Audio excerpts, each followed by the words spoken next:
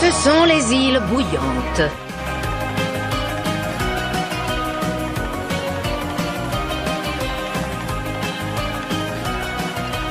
Mitty Blight, est-ce que tu veux bien sortir avec moi?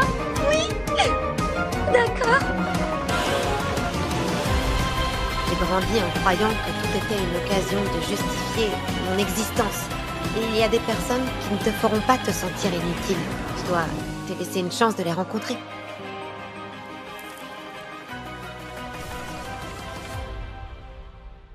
Salut les Osphiliens, ici Mr Dreams et bienvenue sur ma chaîne.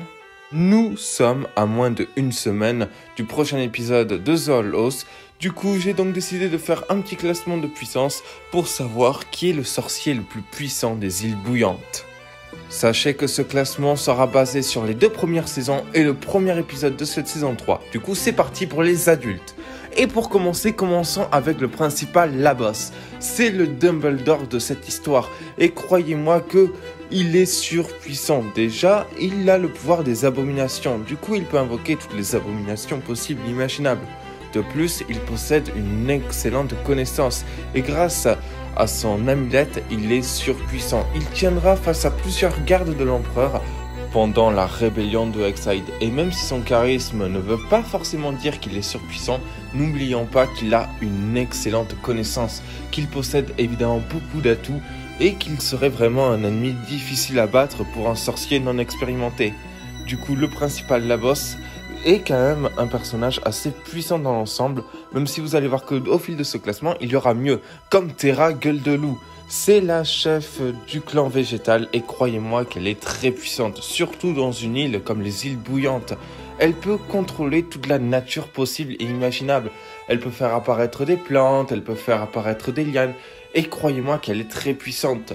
Elle est aussi très sadique et ça lui donne un petit côté beaucoup plus dangereux que d'habitude, comparé au principal, la boss. Et croyez-moi que cette femme est véritablement redoutable.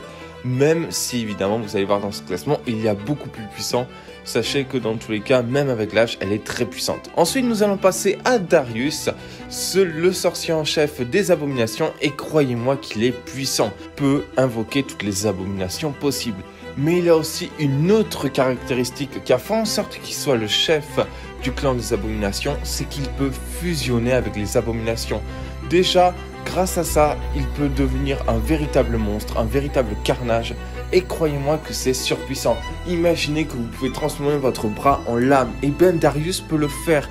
Il peut aussi utiliser ses abominations, une fois capturé ses ennemis, les envoyer directement en prison. Darius est un adversaire redoutable qu'il ne faudrait vraiment pas surestimer. Et même si dans la série Darius reste extrêmement calme, croyez-moi qu'il ne faut jamais l'énerver, sous peine de recevoir un coup de poing d'une abomination.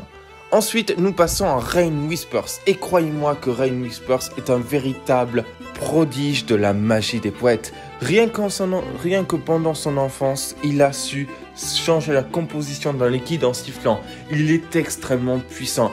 Ne serait-ce que lui donner un seul instrument pourrait vous mettre en danger rapidement. Évidemment, Rain a su se montrer très puissant grâce à un autre personnage, un personnage qui, si les deux avaient été ensemble dans la même équipe, aurait battu tout le monde, Edaline. Bon, évidemment, c'est un top avec un personnage solo, du coup, tant pis. Du coup, Edaline est extrêmement puissante et on nous l'a montré dès le début. Elle se prétend comme la sorcière la plus puissante des îles bouillantes. Et c'est vrai qu'elle porte bien le titre. Edaline est extrêmement puissante, que ça soit contre ses combats contre Lilith. Mais à cause de la malédiction, elle a perdu ce côté magique pour le côté un petit peu plus sauvage de sa malédiction. Et même si ça peut la rendre un petit peu plus puissante, voilà, elle ne sera pas aussi puissante qu'avant.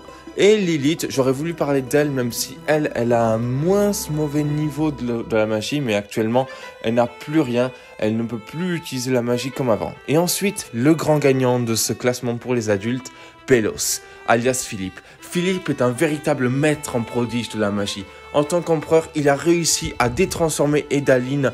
Il est surpuissant et il a tout appris grâce au collectionneur. Actuellement, Philippe est sous sa forme de monstre qui est parti dans les îles bouillantes pour se venger. Et croyez-moi que même s'il ne peut plus pratiquer la magie, à l'heure actuelle, il est extrêmement puissant sur sa forme de monstre.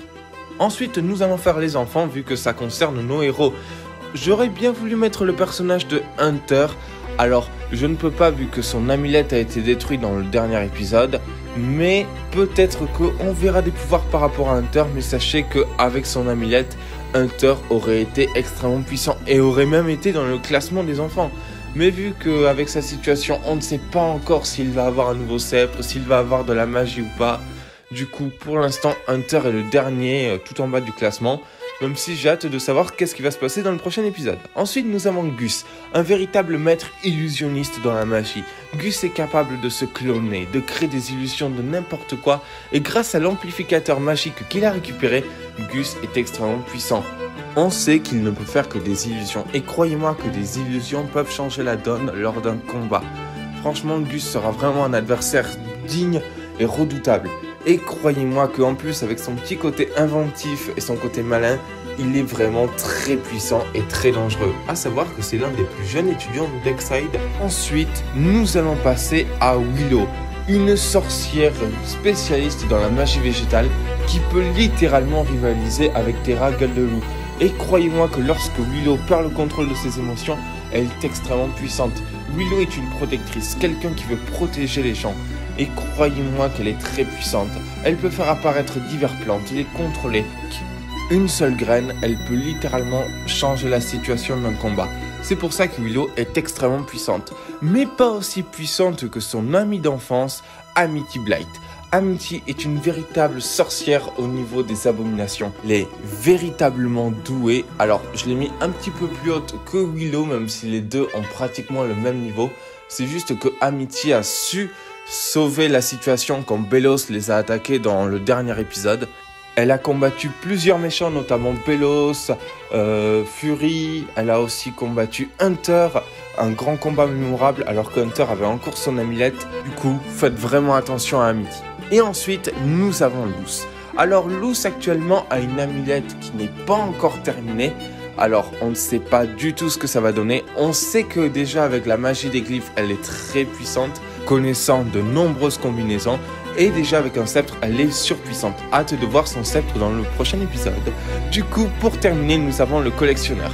Alors pourquoi je l'ai mis dans la partie enfant? Parce que dans sa description, c'est dit que c'est ni un sorcier ni un démon. C'est un enfant venu des étoiles. Et croyez-moi, le collectionneur est surpuissant. Beaucoup plus puissant que Belos et tous les autres sorciers qu'on a vus. Bref, juste pour vous dire que déjà les 2 premières minutes du second épisode que j'ai vu, et bien croyez-moi que voilà, le collectionneur est surpuissant. Bon, évidemment il peut être innocent, il a envie de jouer, mais qu'est-ce qui se passerait si le collectionneur voudrait se venger de quelqu'un?